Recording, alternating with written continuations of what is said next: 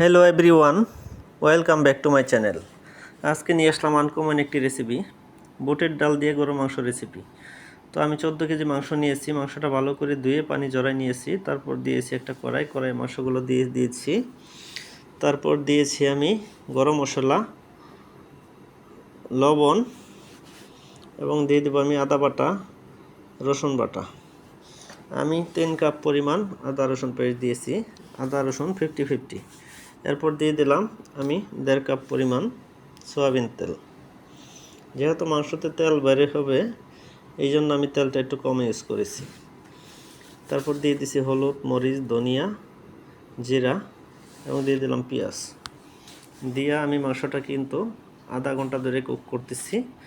দেখেন আমি কিন্তু এক্সট্রা কোনো মাংসতে পানি ইউজ করি নাই, এমনিতে অনেক পানি উঠে গেছে।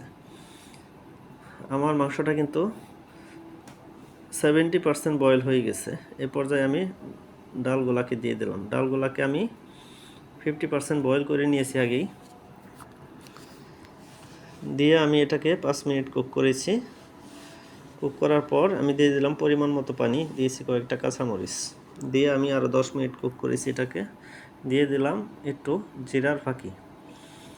জিরার ফাঁকি দেওয়ার পরে মাংসর ফ্লেভারটা এত সুন্দর আসবে যা বলার বাইরে। অবশ্যই